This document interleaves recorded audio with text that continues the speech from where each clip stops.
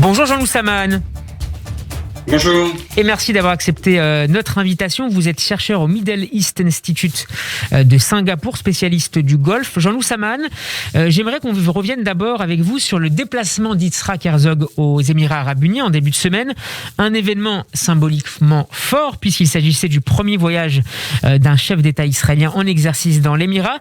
Mais au-delà du symbole, est-ce que il faut retenir autre chose de ce déplacement au cours duquel une attaque de missiles a par ailleurs visé les Émirats? Je pense que, comme vous l'avez dit, il y a deux éléments qui sont importants avec cette visite. C'est d'abord le symbole. Ça vient couronner un ensemble de visites d'officiels israéliens. Et d'une certaine façon, la visite du président n'a pas de véritables conséquences sur le plan des décisions. On n'a pas de nouvelles grandes décisions entre les deux pays, mais ça consolide les liens entre les deux. La deuxième chose qui est très importante, c'est effectivement le contexte dans lequel cette visite a eu lieu. On a là la troisième vague d'attaques de missiles contre les Émirats qui se sont déroulées en l'espace de à peine 10 jours. Et donc, c'est cette concomitance qui est frappante. Le fait qu'Israël a exprimé à travers le président son soutien aux Émirats et qu'on a d'une certaine façon une similitude de menaces auxquelles fait face à la fois les Israéliens et les Émiriens, comme on a pu le voir lors de la visite. Alors, selon certains médias israéliens, en particulier la 13e chaîne de télévision, des discussions ont eu lieu, notamment pendant cette visite d'Yitzhak Herzog, en vue de la vente par Israël du système de défense antimissile Dôme de fer. D'autres sources israéliennes affirment que le sujet n'était pas sur la table ces derniers jours. Qu'en savez-vous, Jean-Loup Saman ? C'est toujours difficile de déterminer dans quelle mesure il y a des choses qui auraient été finalisées sur ce système de défense.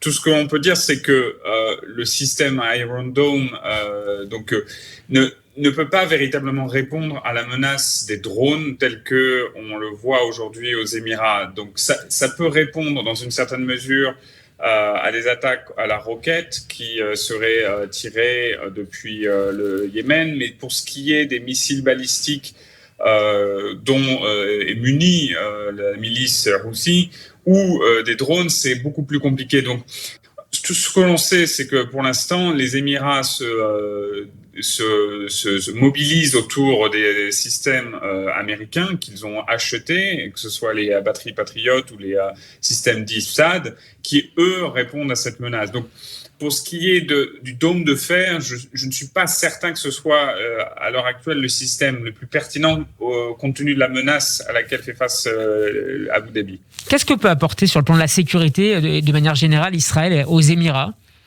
à part du renseignement, bien sûr? Le renseignement, c'est une dimension évidente, et ce qu'on voit au cours des derniers mois, c'est à travers les manœuvres navales en commun avec les Israéliens, les Émiriens et les Bahreïnis, qu'il y a un intérêt commun à, prévenir et empêcher les manœuvres iraniennes dans la mer, dans tout ce qui est, on va dire, le Golfe Persique. Et ça, c'est quelque chose qu'on voit de plus en plus, une guerre indirecte qui s'intensifie entre ces pays en mer. Et donc là, à la fois en termes de renseignement et en termes de coopération navale, il y a quelque chose, je pense, qui est en train de se densifier. Comment le soutien aux Houthis s'articule-t-il de manière générale dans la stratégie d'influence de l'Iran dans la région ? C'est quelque chose qui est très difficile à déterminer. Ce qu'on sait de sources certaines, puisque c'est confirmé par les rapports des experts de l'ONU, c'est que les Iraniens, depuis 2015-2016, ont fourni une aide technique pour ce qui est des missiles, pour ce qui est des drones. Mais à partir de là, on ne sait pas dans quelle mesure les Houthis seraient intégrés à une chaîne de commandement avec les gardiens de la révolution islamique. On n'a pas, à l'heure actuelle, l'impression qu'il y ait une proximité opérationnelle entre les Houthis et les Iraniens, comme on peut voir entre les Iraniens et le Hezbollah au Liban. Donc c'est difficile à déterminer et notamment on ne sait pas de source sûre si les Iraniens ont pu être au courant, ont pu valider les attaques dont Abu Dhabi a été victime au cours des 10 derniers jours. Jean-Loup Saman, sur le plan économique, Yitzhak Herzog a annoncé que le volume des échanges entre Israël et les Émirats arabes unis s'élevait à 1 milliard de dollars. Quels sont les secteurs qui profitent le plus de cette dynamique commerciale bilatérale ? Alors, les secteurs qui sont le plus en essor, ou du moins là où on a le plus d'annonces, c'est bien évidemment tout ce qui est la haute technologie, l'industrie de défense devrait effectivement, et également cybersécurité, jouer un rôle. On en a parlé là juste à l'instant pour ce qui est de la défense aérienne. Un secteur qui, à mon avis, va décoller progressivement une fois que les mesures sanitaires s'allégeront, c'est le secteur du tourisme. Parce que des deux côtés, on a, que ce soit du côté de Dubaï et Tel Aviv, des populations qui se ressemblent en termes de mode de vie et qui auront à cœur de partir sur des week-ends d'un côté comme de l'autre. Donc ça, c'est un secteur qui, à mon avis, va également décoller. Avec des montants à peu près similaires aux dépenses qui sont faites pour les nouvelles technologies ou le secteur de la défense ? Je ne pourrais pas donner des chiffres précis. Je ne pense pas néanmoins qu'on puisse atteindre des chiffres aussi importants que dans le domaine industriel, où là, s'il y a de la coopération qui se met en place, notamment dans le domaine de la défense, ça peut aller très haut. Mais on aura quand même quelque chose d'assez conséquent qui devrait, à mon avis, décoller, encore une fois, même si c'est encore difficile de déterminer à la fois entre la situation sanitaire et puis, bien évidemment, la situation sécuritaire, parce que les conditions actuelles aux Émirats, on ne sait pas encore, mais pourraient amener à dissuader des touristes, non seulement israéliens, mais d'autres également. Alors, l'autre actualité importante de ces dernières heures dans la région, c'est la rencontre hier à la Maison-Blanche de Joe Biden et de l'émir du Qatar, Al Thani. Le président américain a dit vouloir faire du Qatar un allié majeur hors OTAN des États-Unis. Jean-Loup Saman, qu'est-ce que ce statut impliquerait concrètement pour le Qatar ?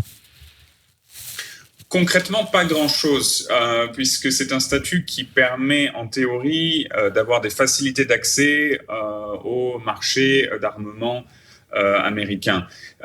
Jusqu'à présent, le Qatar n'a jamais eu de grandes difficultés à accéder à ce marché. Donc, c'est principalement sur le plan politique que les Qataris sont très contents d'avoir cette désignation, puisque ça vient couronner un intense lobbying des Qataris depuis plusieurs années. Il faut savoir que jusqu'à présent, il n'y avait que 2 pays dans le Golfe qui avaient cette désignation, le Koweït et le Bahreïn. Donc, avoir ce label est toujours très important. C'est une manière de dire que les États-Unis sont un allié fort et qu'ils seront toujours là si le régime vient à avoir des difficultés. C'est un peu la fin de la mise à l'index du Qatar qui avait fait suite à l'embargo décidé notamment par l'Arabie Saoudite. Oui, c'est en particulier sur cette séquence depuis 2017, donc avec la crise autour de l'embargo décidé par Riyad. C'est à partir de là que les Qataris ont énormément investi dans la relation américaine. Il y a eu la mise en place d'un dialogue stratégique, une expansion de la base militaire américaine au Qatar, qui est la plus importante dans la région. Et il faut aussi souligner le rôle central que les Qataris ont joué dans l'évacuation du personnel américain d'Afghanistan à l'été dernier. Et ce personnel américain, militaire ou civil, a été ensuite évacué vers la base américaine au Qatar. Donc, ça vient couronner, là aussi, le travail des Qataris depuis cette crise. Il faut se souvenir quand même qu'au tout départ, Donald Trump, le président américain de l'époque, avait ouvertement sur Twitter pris le parti de soutenir l'initiative saoudienne. Donc on revient dans un sens de loin du côté des Qataris, puisqu'ils ont eu en 2017 une certaine frayeur sur la fiabilité de l'engagement américain à leur égard. Un rôle de médiation que joue d'ailleurs le Qatar dans le dossier iranien, peut-être pas directement nucléaire, mais concernant la libération attendue par les Américains de détenus en Iran, et puis aussi dans la bande de Gaza avec le Hamas. Une dernière question sur une autre crise en cours sur laquelle pourrait peut-être jouer un rôle le Qatar, la crise à la frontière ukrainienne. Est-ce que le gaz qatari pourrait être précieux dans la stratégie américaine ou américano-européenne contre les menaces russes? C'est clairement une corrélation que l'administration américaine n'a pas cachée. Le fait que pourquoi désigner le Qatar comme allié non otanien majeur aujourd'hui plutôt qu'il y a 1 ou 2 ans, on sent clairement que les Américains sont en train d'essayer de discuter avec les pays du Golfe, et en particulier le Qatar, qui est quand même le 2e producteur de gaz naturel au monde. Il y a la volonté, disons, non pas de déjà être dans le scénario du jour d'après une invasion de l'Ukraine, mais de calmer les spéculations sur les marchés énergétiques en préparant, en coordonnant avec des pays comme le Qatar. Merci beaucoup Jean-Loup Saman de nous avoir éclairé sur ces différentes problématiques autour du Golfe Persique. Je rappelle que vous êtes chercheur au Middle East Institute de Singapour, et on peut réécouter votre entretien notamment sur notre page YouTube. À très bientôt sur Radio J. Bon après-midi.